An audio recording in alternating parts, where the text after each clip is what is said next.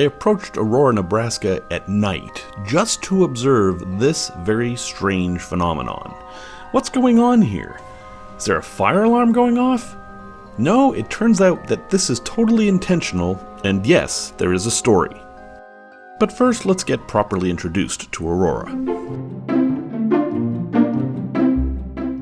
Aurora, Nebraska was founded in 1877 by David Stone, who named it after Aurora, Illinois, the place his wife was from.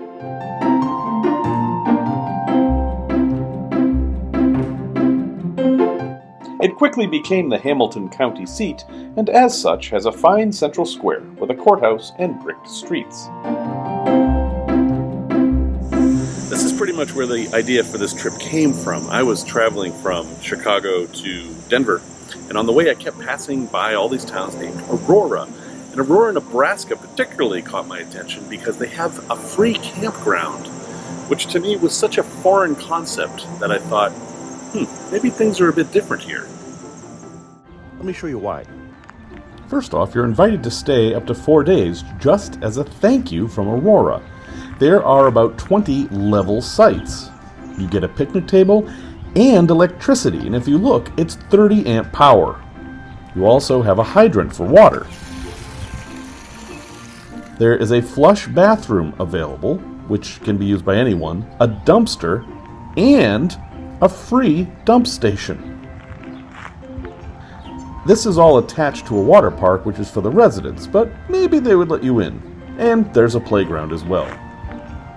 Streeter Park does have a bit of history around it. It was one of the places where deep well irrigation was invented, a big deal to folks in Nebraska.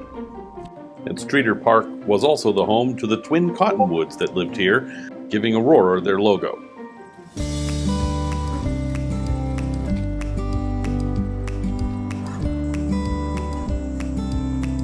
Aurora definitely has a Main Street USA feel about it. Everybody's friendly, there are flowers, the storefronts have nice displays, and it's just a pleasant place to be.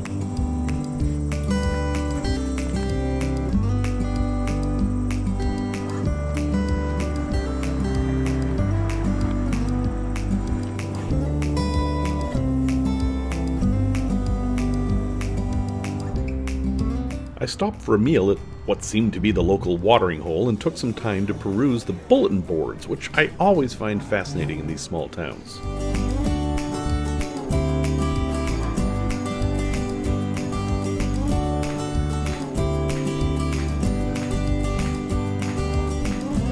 The walls were covered with all kinds of interesting things, and the meal itself was quite hearty and refreshing, exactly as I expected it to be. I really don't have any explanation for the Montana salt and pepper shakers, though.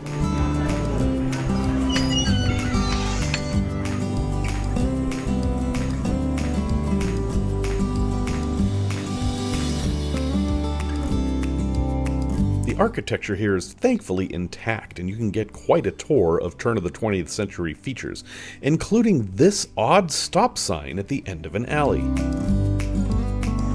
But the courthouse really stands out as a fine piece of architecture, and of course we still have that mystery to solve in those upper windows.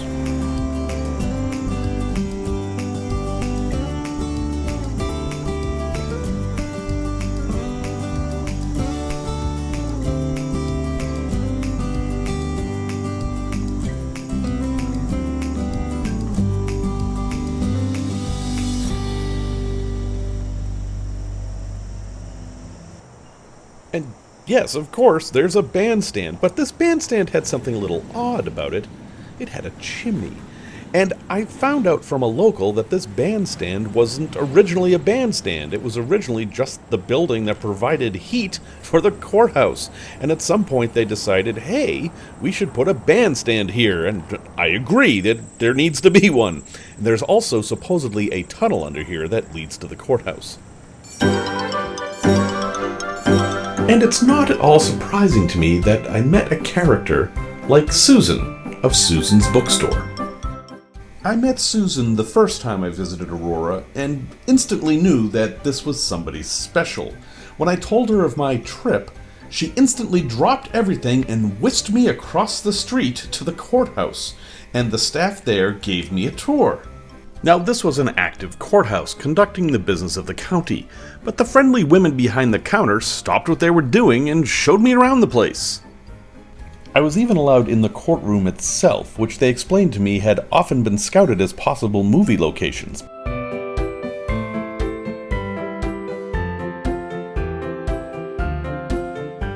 And it features a couple of unusual things, including these built-in hat holders, because everybody wore a hat back then, and also rocking chairs for the jurors.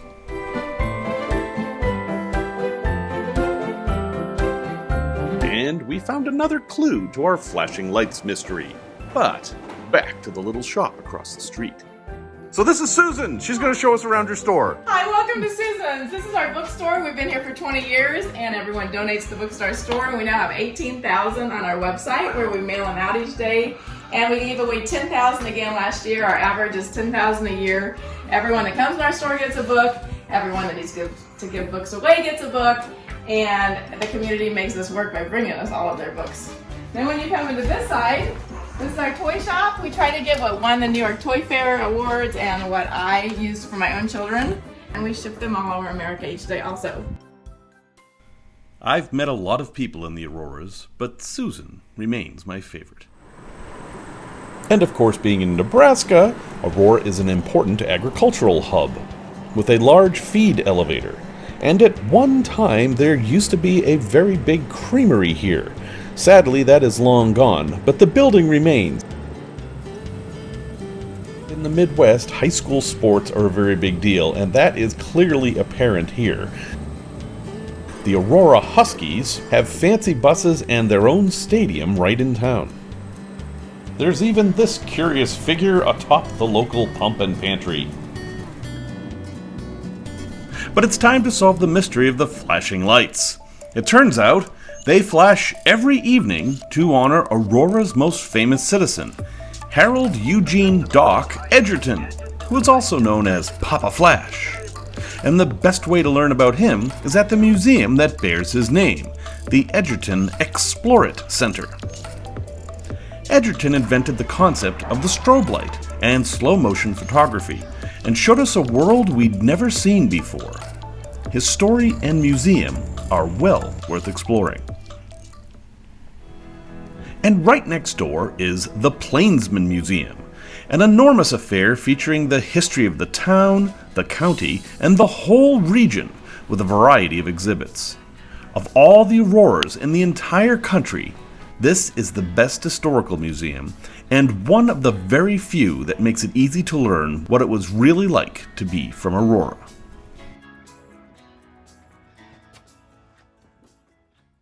So the next time you're traveling west and looking for a place to stop, or maybe you're traveling east, if you find yourself in Nebraska, you owe it to yourself to visit Aurora. Check out the museum, stay a few nights at the campground, and if you're really curious, you can try a runza, but you're gonna have to find out what that is for yourself.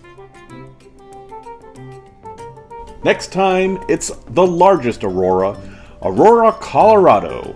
A cosmopolitan city with some recent dark history, but a whole lot to offer.